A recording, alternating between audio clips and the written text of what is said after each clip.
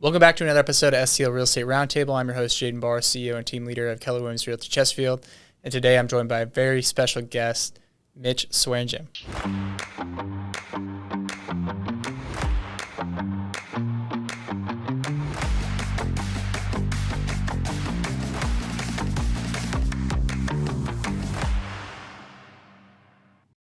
Mitch, thanks for joining us. Thank you for the invite, man. I am so happy to be here. Yeah, let's go. Let's dive right in. So every episode starts the same way, which is what got you started in a career in real estate? A complete accident. It was not something that I really ever expected to be in.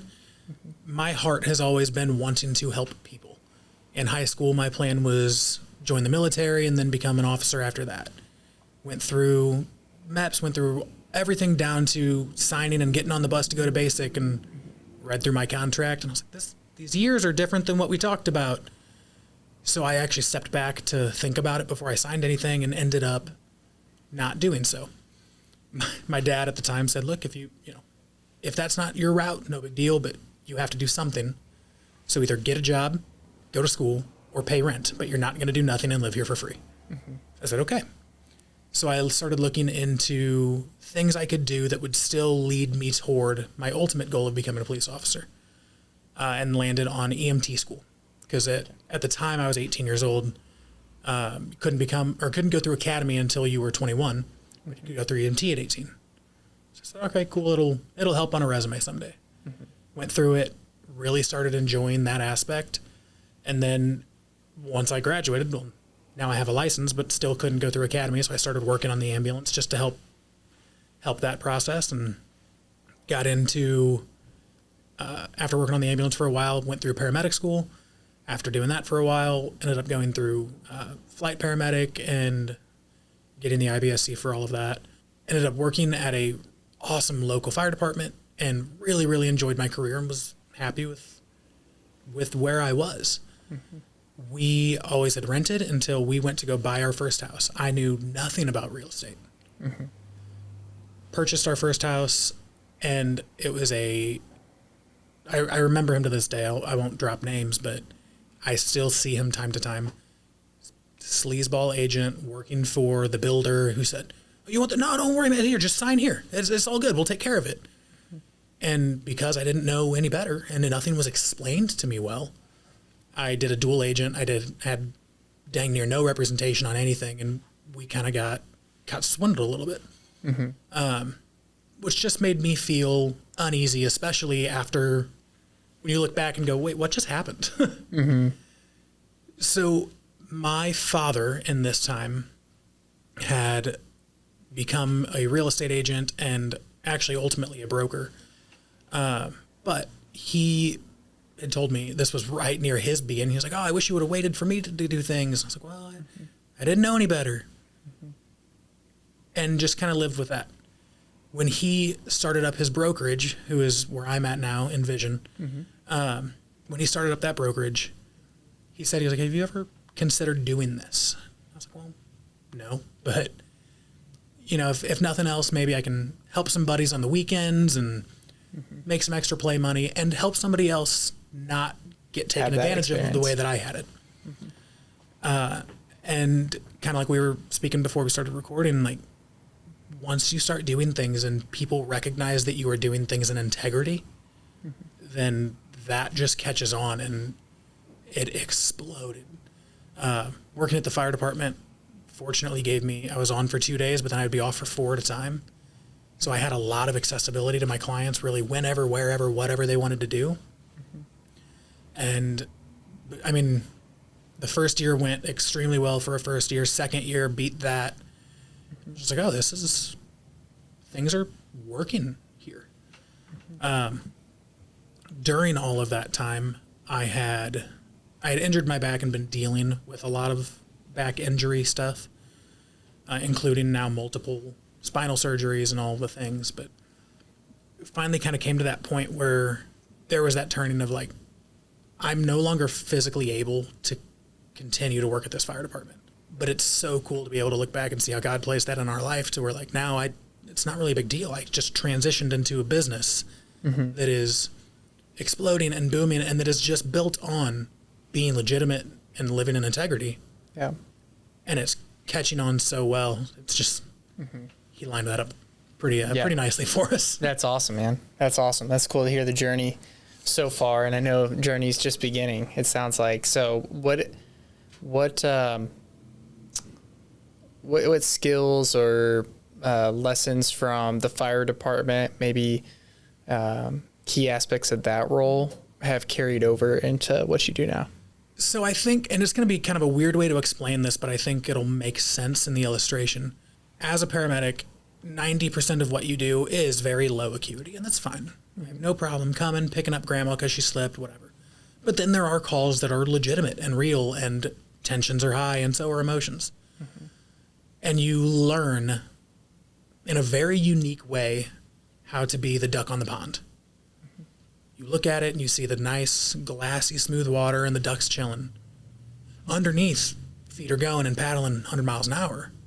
But you learn how to do that work and how to still be able to keep your patient at the time, or your client, wherever the case may be, comfortable and work as that kind of that shock absorber so that they don't have to deal with a lot of the turbulence of the situation.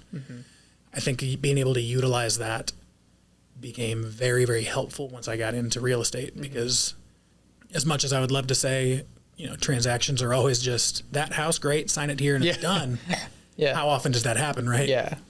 So being able to help mitigate stress for your clients, I think, is a big part of kind of what created that comfort. Separate the emotions from the outcome. And I think one of my favorite sayings, I got this from playing sports in college, was be a thermostat, not a thermometer. Yes. Yep.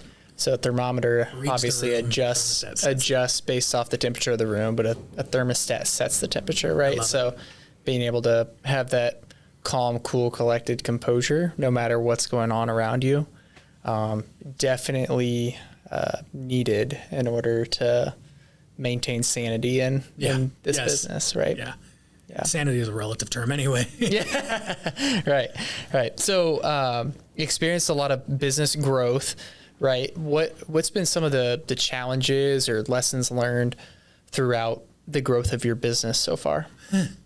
A lot of challenges. Unfortunately, I mean, every challenge that you run into becomes a lesson learned if handled appropriately. Or, well, even if handled inappropriately, it's just a lesson that you may not have liked to learn.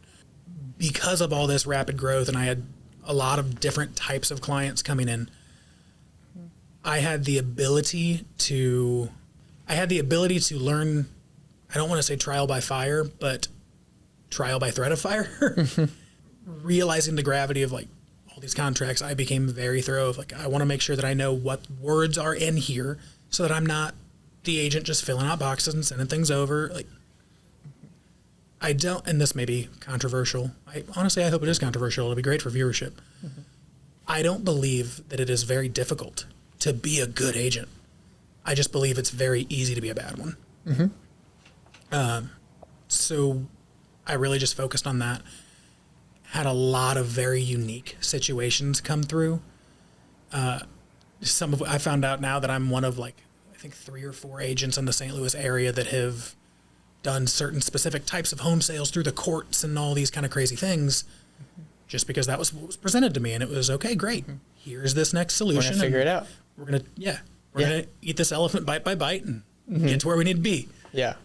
I love it. So what's kind of the vision for your business as you have an outlook for what's ahead? Kind of what's the goal? What are you currently working on to make your business even better than what it is right now? Sure. So it's kind of difficult to really quantify what that looks like. But what I can say is that our biggest heart, especially at our brokerage, is that we're not a real estate company. I am a people company who does real estate transactions. Yeah. And that means that like, if you want to come to me, we can do something great, but I am more focused on who you are and how you are in this point and how I can help you be at the best situation that you want to be without necessarily saying, okay, well, great. You're a name on a spreadsheet and dollar signs in my eyes. Cause that's not our heart. Yeah. And I feel like being able to operate in that legitimacy and in that integrity is huge. Yeah, absolutely. I saw a reel, I think it was on Instagram this morning, which what you just said there made me think of it. It was this guy talking about how we're asked the question whenever we, graduate high school or college or, whenever we're kids of what do you want to do? Right. And then if you kind of further investigate the answer to whatever that person says and, ask, well, why, right? A lot of times it comes back to, well, I want to make money, or sometimes it might come back to, well, I want to help people, sure. Right? So instead of asking, what do you want to do, transition that question to who do you want to serve? Yes. Is way more powerful whenever you're thinking about, okay, I'm trying to grow this real estate business. I'm trying to provide for my family. I'm trying to, secure, financial peace or, whatever it looks like, right? Asking that question of like, who do I want to serve? What do I want to be known for? I think is a lot more powerful than just what do you want to do? Well, and I think that you can even dive further into that. And like I said before, I am unapologetically redeemed, and I am not worthy of any of the blessings that God has given me in my life. However, I think you can really dive into that, and instead of just saying, who do I want to serve, take it a step further as to who do I want to reflect? Because if you focus, and I'm not trying to derail or change this, but this is who I am and who my heart is. If you focus on, I want to reflect Jesus as much as I can to everybody that I can in any way that I can, and that translates to business, that translates to people, that translates to communication. Yeah. And then that becomes what you get known as is, oh, the guy with compassion. Oh yeah, that guy that he will definitely walk you through this and not get frustrated, or at least not let you know he's frustrated. But there's so many great characteristics that can come from that instead of just focusing on, well, what do you want to do or who do you want to serve? Just say, okay, I want to serve everybody, but who do I want to reflect? Who do I want to be when I serve them? Fruits of the Spirit, right? Absolutely. Love, joy, peace, patience, kindness, goodness, faithfulness, right? All those are great things, right? We want to be known by the fruits of the Spirit. Yeah. Right? I don't think there's anybody out there that would say they don't want an agent that is loving or joyful or passionate. Like, people want to work with someone that shows those characteristics, right? So let's dive into faith, man. So talk to me about, how you've seen, God's faithfulness through your business and through your real estate journey, and then any direction you want to take that. I love it. Open book. So without getting into way too many details for the time we have allotted, I grew up in a really strong faith-based household that was awesome. I grew up in a great faith-based household in a, unfortunately, unhealthy church, which led to, as much, I hate the trigger words, but it led to a bunch of different church hurt and things that in my mid and late teens really caused me to kind of go way off and do mid to late teen things until I kind of hit my rock bottom. I was like, this isn't where I am, where I want to be or anything. Yeah. Still trying to kind of figure out how to rearrange and be who I wanted to be, where I wanted to be, because I knew that the core of the faith that my parents had taught me, but I had never experienced it or truly lived it. Yeah. Met my wife, or my now wife, and she was also a believer. Her family comes from strong family of faith. I was like, all right, well, cool. I'll start going back to church with her because it'll make her happy and it'll make them happy.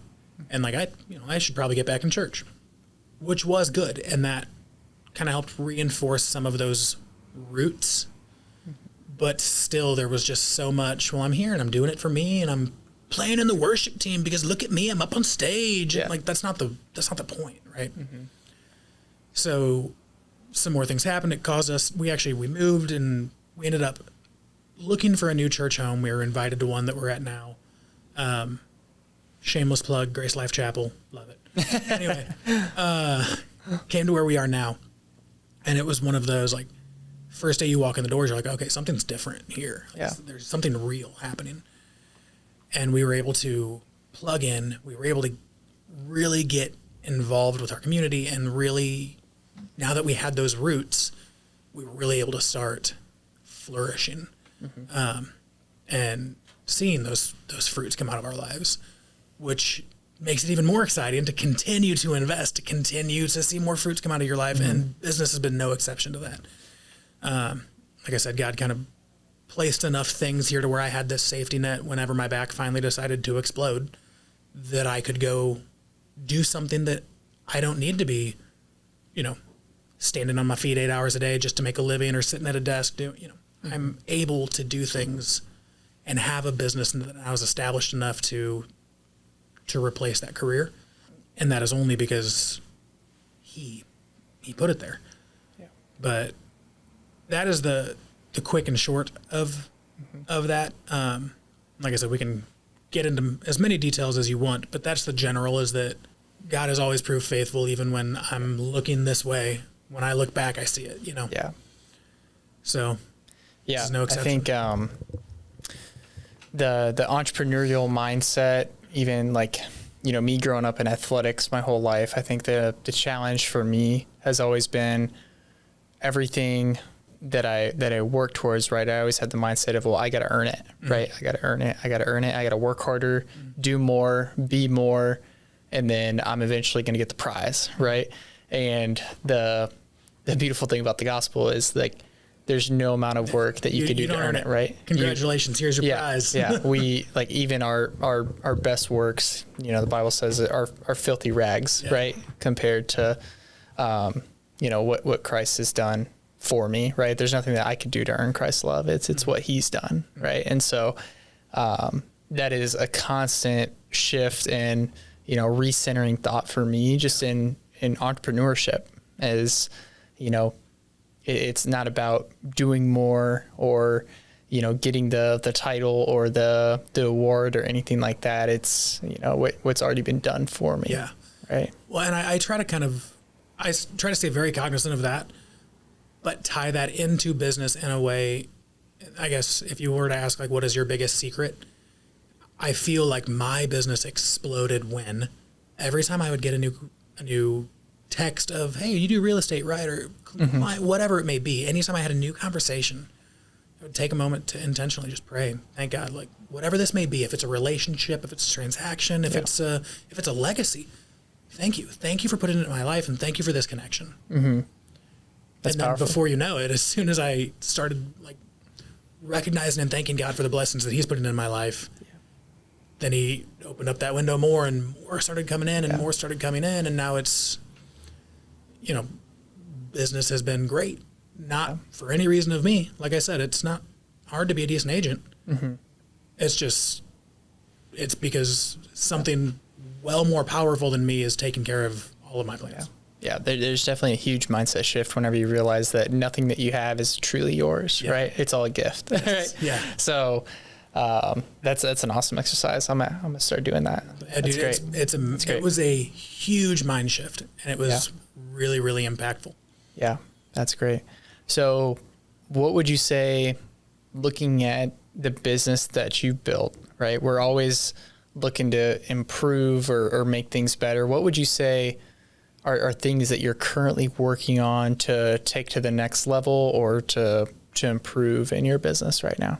Sure. So I'm at a point now where I'm actually starting to, again, because of some of these very unique situations I've gotten to dive into a lot of legality and contract and figure out some very minute and specialty things. And because of that, I'm at the point now where I'm starting to research pursuing my broker's license to become an associate with Envision. And ultimately, I would love to be able to let the old man retire and take over. Yeah. If/when. But again, that's not my timing. That's his. Mm-hmm. Big his, not little his. Mm-hmm. So that is my goal right now, is that I'm just going to continue to intake as much knowledge and as much experience as I can and be grateful for every bit of it. Yeah. And whatever he is creating in me right now is whatever I need to be for the next chapter he's going to move me into. I just have to trust that that is the process. Yeah, I love it. So, I mean, obviously, you're very grateful for where you are and all the blessings and things like that you've been given. So looking at the business that you have, what are you most proud of?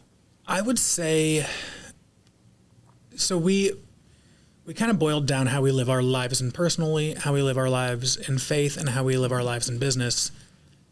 And while that's, a whole mix of complexity, kind of boiled it down to one sheet that we call our Iron Vision ideals. It's all IDEAL, big acronym. Integrity, dedication, expertise, altruism, and legacy. And anything that we do focuses on that. And I think one of the things that I am most proud of is that with every client we have, that is part of my, it's, okay, Missouri broker disclosure, here are my ideals. Because this is who I am, this is who you deserve, and this is what I want you to call me out on if something happens that is outside of this. Yeah. And I feel like doing that, especially so early on, instills a huge level of trust, because now your client not only feels like, okay, cool, it's some, sleazeball real estate agent who's trying to swindle me. It's, oh, you have something tangible you can hold, you can read. Yeah. And when Mike put those together, it was wonderful. So we have that. We have a program that I kind of helped create just because of my time in first responder, that we did a community heroes program. So, police, fire, military, EMS, hospital worker, teacher, social worker, et cetera. Yeah. We have a list of different vendors that have all gotten on board and said, hey, we appreciate what they do, and we want to be able to offer different kinds of discount or service and there's obviously the way to do that to where it's not an inducement or anything like that. But being able to have those now to where you really have it's more of a value proposition than just being able to say, okay, well, cool, I can open your door. Like, you get to lay it out and say, look, here's who I am. Here's who my heart is. Here's what we have and what our business is. And if we align, I would love to work together. And if we don't, that's okay. And we've had some people that have chosen to go other directions, and that's fine. Yeah. Because what I can tell you is that if what I am presenting to you now and working in legitimacy and honesty is going to create issue now, it's going to create much bigger issue later when it's going to be a much bigger problem. Yeah, I always tell people some of the best deals you ever do are the ones you don't. So That's very finding your people, your tribe, I think is huge. And that's we have the benefit of being in a market where there are plenty of transactions to where every agent can be wildly successful, live the life that they want to live. There's plenty of deals out there for every single agent. Yeah. Now, the question is, are you willing to do the work and do what's required to, to have that business? But that's a completely another conversation.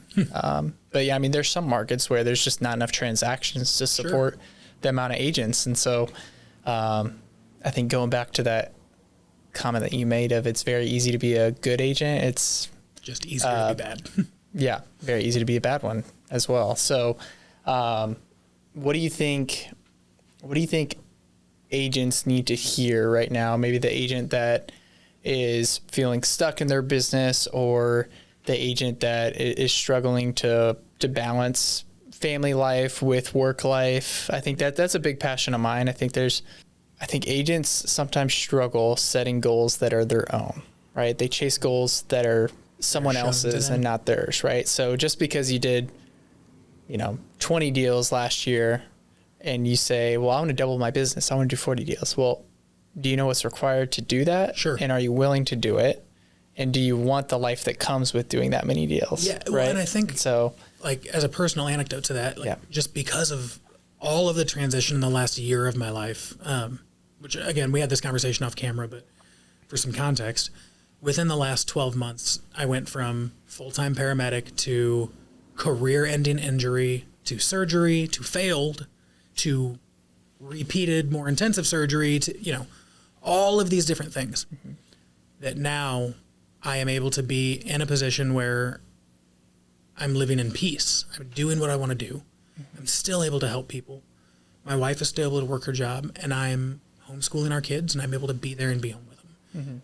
We're homesteading our land, and we're able to have the ability to go out and do it because we're not waking up and leaving and rushing out of the house and gone for 48 hours at a time. And then when I get back, well, we got to take care of this and that. And that. Like, there's absolutely a cost for everything. Yeah. And while with what our business sustains right now, while you may not be bringing in an extra $100,000 or whatever the number may be, I mean, look at the trade-off that you are getting to live with that.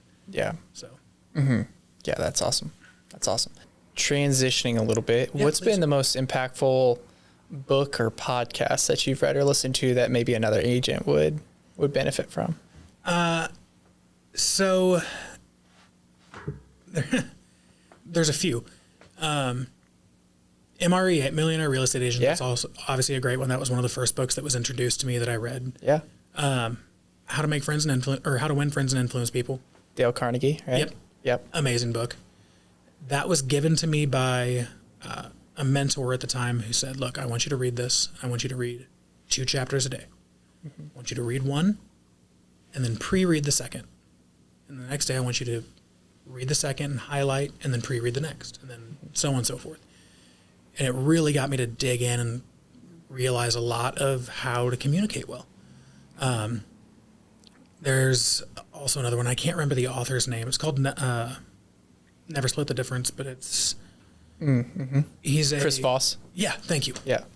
And it's all about situation management and just how everything continues to come back to, now that I think about it, how to control and manage yourself within your surroundings and not let your surroundings manage you. Yeah. But all of those have been great. Dr. Benjamin Hardy is amazing for like motivation and Habits building. and Yeah. Like right. 10x is easier than 2x. Yeah. If you- Yeah. Scaling. Yeah. Yeah. Did he write The Science of Scaling? Okay. Yeah. I just read that one. Yep.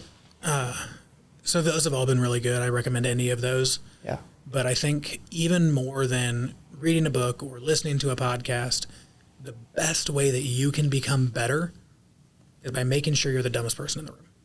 Like, and I tell all my clients, like, my superpower is not that I am some great, amazing real estate agent. It's that I know people who are amazing at what they do, who will care about this just as much as I will.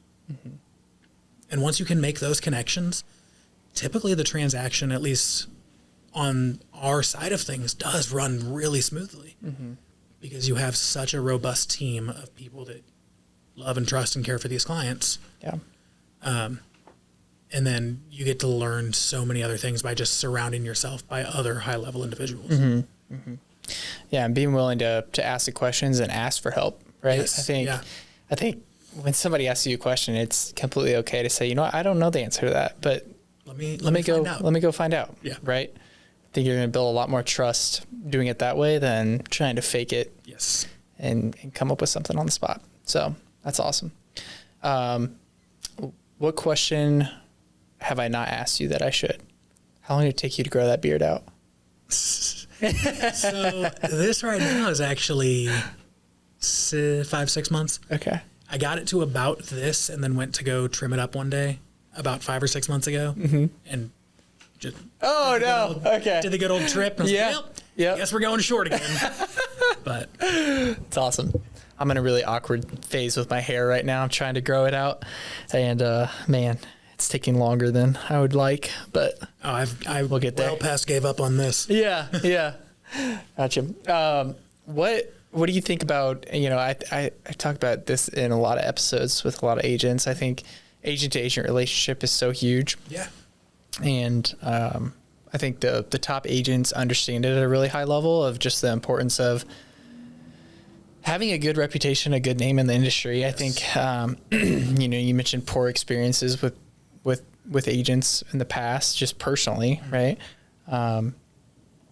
You want a good name. Yeah. And I would love to dive into that a little bit of please. kind of what your opinion is on an agent-to-agent relationship, how you've seen it benefit your clients, and then maybe ways that you foster or try to create that good name. Sure. So there's kind of two sides of it. I mean, and I actually have a really strong personal anecdote that I can go into with this as well, but collaboration is especially in a market that, like you said, we have more than enough transactions to support the agent load. Collaboration is always going to be more important than competition because it's constructive as opposed to destructive. Yeah. It's the whole point of this. Yeah, exactly. Yeah. Whenever we sold our last home, as the agent, I sold our own home and knew very, very well the agent who acted on the buyer's behalf. But the only reason that she was even able to bring the buyers to this house, like, it was because she knew me. She had seen what I had been putting up and about, promoting this house. Ironically enough, we had God bless us with a beautiful house for the time that we had it. And that was that's a whole other great story in and of itself. But when it came time to sell it, it would not move. Highly desirable area, one of the most desirable neighborhoods in that area. And we could not do anything.